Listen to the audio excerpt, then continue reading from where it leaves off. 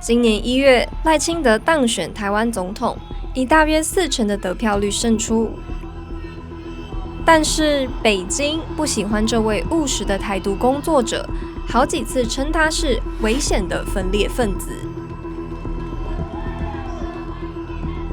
然而，面对中国的文攻武吓，我也有守护台湾的决心。外界预期北京将会加大对台军事施压。相较现任总统蔡英文，被认为政治性格更加强硬的赖清德，能否处理好两岸关系？今年是贯彻落实党1月8号，我们专访了台湾前总统马英九。他在大选期间扮演的是国民党内部协调者和两岸政策的指导角色。访问内容在10号播出后引发轩然大波，成为选前的政治头条。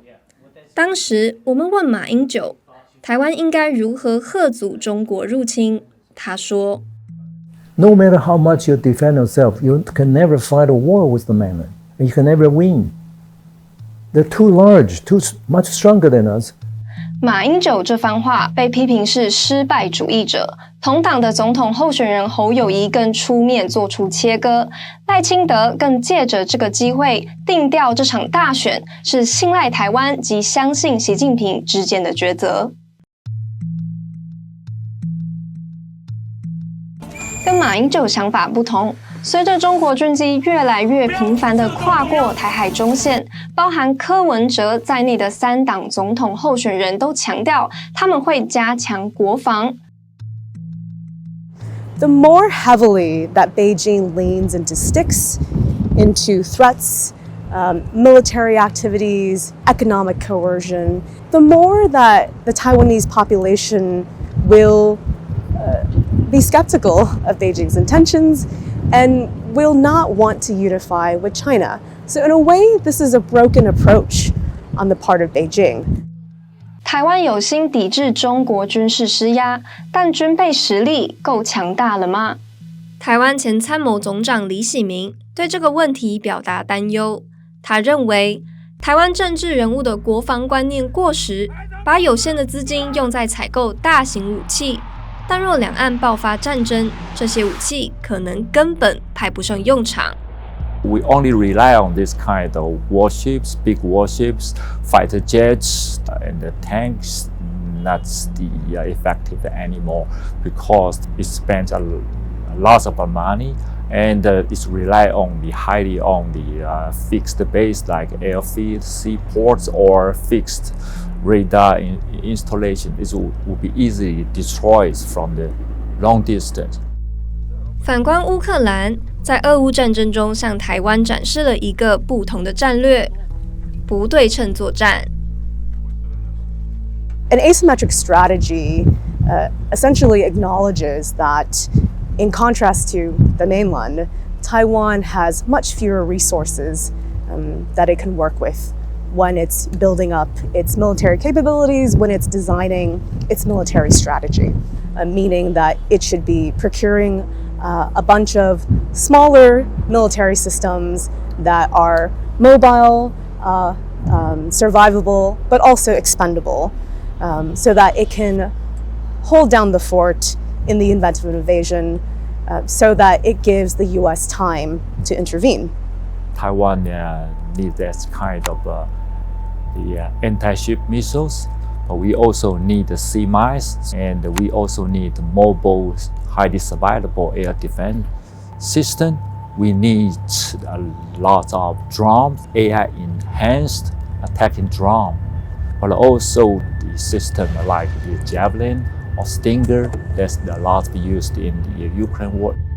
去年蔡英文政府已经宣布要将台湾义务役兵役从4个月恢复延长至1年，但李喜明认为这样还不够，备战应该要深入社会，例如鼓励台湾民众自愿组成国土防卫部队。I say if you don't have to join military in the long term, but if you can be a volunteer, to become the territorial defense forces, we mobilize you maybe two times a year. You have your own job. We give you a short period of training how to fight with the decentralized operation, and we give you the asymmetrical small arms. This become the parts of the military. 李喜明表示，民间组成的国土防卫部队可能达到20万人，这能够帮助台湾军方抵御中国的攻势，也能争取时间寻求国际援助。不过，问题来了，台湾能够指望美国的援助吗？美国总统拜登上任以来，曾多次公开表示，若台海爆发战争，美国将会出兵协防台湾。但事后白宫澄清，美方对台政策不变。面对俄乌战争、加萨走廊的战火，美国也几乎已经分身乏术。近几年的民调显示，越来越多台湾人对美国失去信心。同时，美国还有高达19笔的对台军售案处于延宕状态。11月，美国将举行总统大选，目前看来，前总统川普或有很大的胜算，可能重返白宫。科尔比是对华立场鹰派的美国军事专家。2017年，他曾在川普任内担任国防官员。I think any future Republican administration is going to put China at the top of the priority list. I mean, if you look at President Trump's administration, that was the major historic shift that he initiated and his administration initiated was a more tougher line on China. 但科尔比强调，要让美国转化成加强对台支持，台湾需要先有所作为。From my point of view, Taiwan's behavior, this is a kind of a tough statement, but I think it's true, unfortunately. It borders on vaguely suicidal behavior because Taiwan is voting for candidates whom Beijing has made very clear it regards as a serious provocation, fairly or not. And at the same time, Taiwan is not really doing anything near what it would need to do to make itself more defensible. And the United States, at the end of the day, is going to help those who help themselves. I mean, that's only rational and reasonable, especially when you look at the mood in the United States is pretty anti-interventionist. 以赖清德为首的民进党政府怎么看台湾的备战能力？ It's very normal as what we see and what we see from Taipei and what we see from Washington, D.C. may differ. But I think the most important thing is that we all agree that the two straits and Taiwan's national defense ability is very important.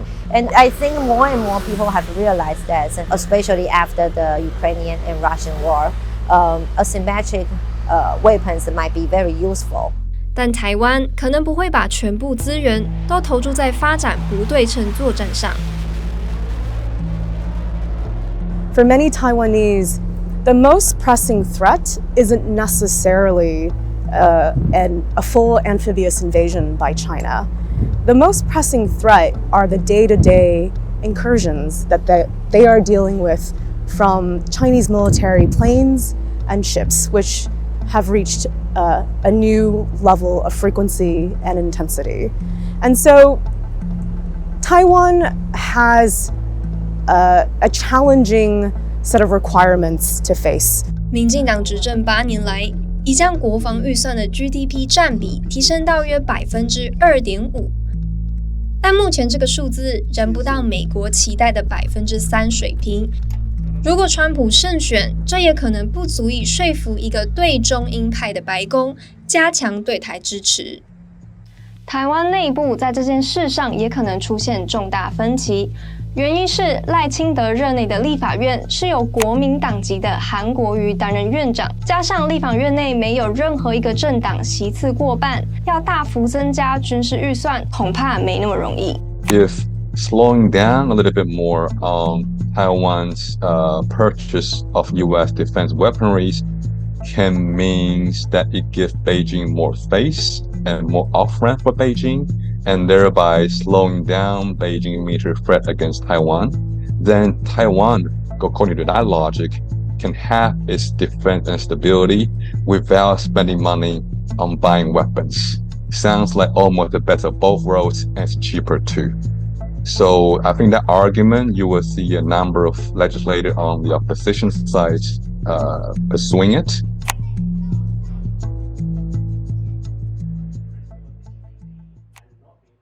还记得我们与马英九的专访吗？他提出的另一个观点，在选前引发了更巨大的争议。So you think you can trust them? Well, as far as cross-strait relations, you have to. 这番话被台湾媒体以信息论铺天盖地的报道，有舆论甚至认为这影响到了国民党的选情。随后，马英九也在自己的脸书为自己辩护，他说他想强调的是，两岸要有互信，才能避免走上战争。问题是，台湾应该在多大程度上与对岸互信、接触，甚至合作？这届总统大选，侯友宜和柯文哲总共拿下60%的选票。作为最终赢家的赖清德显然无法太过得意，在胜选演说上，他也承认了这一点，并表示愿与中国展开对话，用交流取代围堵，对话取代对抗，自信地和中国展开交流合作，增进两岸人民的福祉，达到和平共荣的目标。赖清德说，两岸必须在对等尊严的前提下对话，但中国并不买账。Beijing's position, which has always been consistent, is that dialogue can only occur after the political party or political leader upholds the 1992 consensus. An important thing to note here is that this agreement, or this understanding, actually, was never written down or signed by the two parties, and Beijing never explicitly accepted the second part of that understanding, which is that there are respective interpretations. 换句话说，所谓的9·2共识似乎无法代表两岸真的达成了共识，而习近平执政以来多次强调两岸终将统一，这与台湾维持现状的主流民意背道而驰。两岸所认知的现实差距有多大？ So China is a trinity of the country, nation, and state.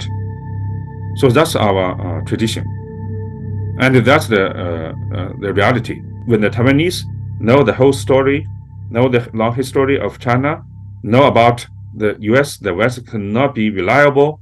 It's like maybe in the future of other examples can show that Taiwan's future should be in the hands of all the Chinese and mainland Chinese and the Taiwanese. I think they can accept. 这种说法，台湾人真的可以接受吗？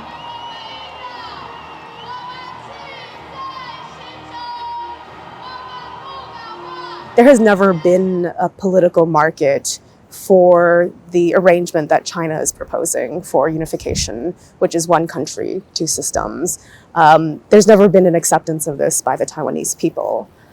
香港反送中运动遭北京镇压的惨痛经验，对台湾来说是一大警钟。北京所承诺的“一国两制”，在香港国安法通过后化为乌有。 We have seen what happens in Hong Kong. We've seen that one country, two systems. Even the promise that will keep 50 years has already been broken.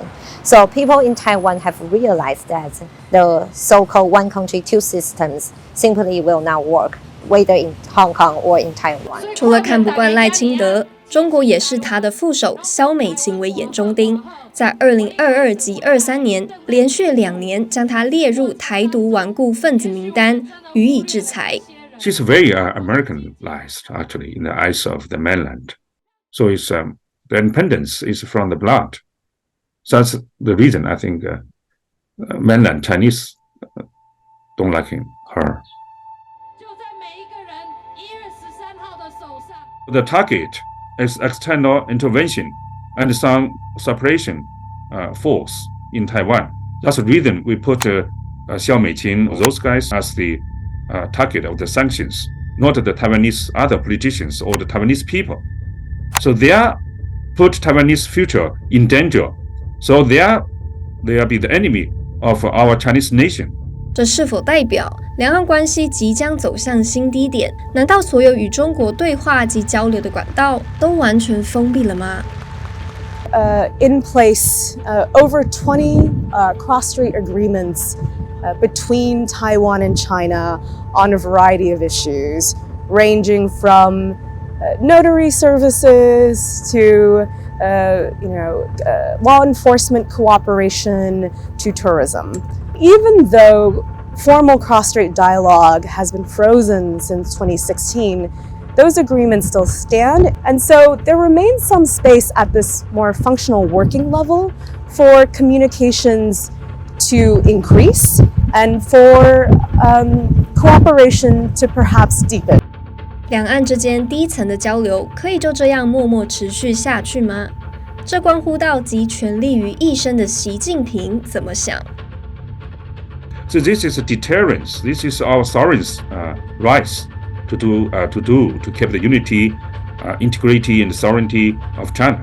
But this use of force is not to kill the Taiwanese people. No, it's want to deterrence the external forces, not interfere of our domestic affairs. For Beijing, taking that threat off the table would be very dangerous because it would open up the possibility of Taiwan moving further down this independence path that they see them going down.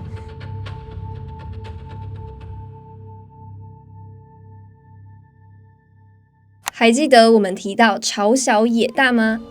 这次大选，国民党的侯友宜以及民众党的柯文哲，即便两人都没拿下总统大位，他们所属的政党仍将扮演左右台湾重大决策的角色。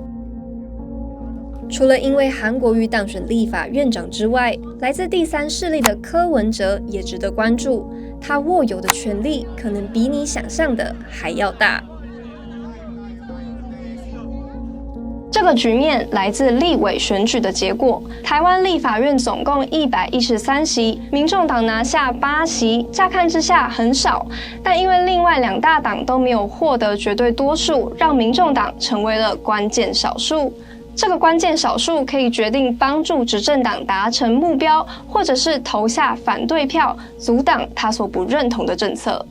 If U.S. were to sell weapon systems to Taiwan, for example, these are big-ticket items which will be challenging for the ruling party to pass legislation, including budget bill alone on their own, and they will be likely be needing TPP support. Just a few votes of difference can make the difference between whether Taiwan can pass or cannot pass significant defense cooperation bills. 台湾在未来能不能够稳定取得不对称作战所需要的武器，最终的决定权很可能会落在柯文哲和民众党手上。They will be the ones who are quote-unquote trying to watch out for the purse strings for little guys in Taiwan. They're going to be likely to be less gung-ho about spending budget on defense procurement, when they'll argue those same budgets should go to more bread and butter issues. 这让民众党成为了中国眼中极具吸引力的接触目标。Not try to make any judgment about political motivation or integrity of TPP as a political force per se, but to simply say that at this stage, TPP being the new kid on the block is relatively under-financed internal campaign financing, is probably still relatively embryonic in terms of personnel, talents, as well as just human networks, generally speaking. So I think there's a reason why Beijing will want to keep TPP high on its list of priorities when you think about how to create and exploit more openings in Taiwan politics. 长期以来，中国一直被指控试图影响台湾的政治气候。这么做的目的不只是阻碍台湾加强国防，也可能使美台关系疏远。前面我们也提到，未来的美国政府可能无法接受台湾在国防决策上摇摆不定。I think this is really important for people on Taiwan to understand because I think Americans are not going to be prepared to lose a ton of people.And money and reputational capital if Taiwan is indefensible, especially if there's a perception that Taiwan is not serious about its own defense. You don't want to end up like Ukraine. That is completely correct. The way to avoid ending up like Ukraine is to have the military capability that Li Shimin has been talking about. 乌克兰与美国打交道的经验也带给台湾很多启示。泽伦斯基从一开始被奉为英雄，到如今卷入美国的政治漩涡，台湾新任总统也可能面临同样处境。尤其在取得不对称作战武器方面，台湾跟乌克兰都需要仰赖美国，这意味着台湾很可能进一步被卷入美国的政治议程。不过李喜明对于这一点倒是不太担忧。In my point of view, I think Taiwan is much more important than the Ukraine for the United States. Don't forget the Ukraine. They still have kind of a European country. They should work together with the Ukraine to defend the invasion from Russia. It's not the sole responsibility for the United States. If the Taiwan is taken by the China, then the United States will lose their credibility, and the other regional countries will not trust United States anymore. That means that China will dominate the Asia, and they can successfully push the U.S. military out of the West Pacific. Then it is very strong impact for the United States, much more stronger than the Ukraine. 专家认为，所谓两岸关系已经逐渐从台湾海峡的小两岸演变成横跨中美之间太平洋的大两岸。但无论如何，台湾始终身处暴风中心，也必须展现自我防卫的决心。God only help those people who help themselves. If you don't have the will to defend, nobody will help you to defend you. That is the good attitude that Taiwan should have. 5月20日，赖清德将正式就职，肩负全球最艰巨的任务之一。世界关注他将如何与超过2300万的台湾人一起，决定两岸关系关键的下一步。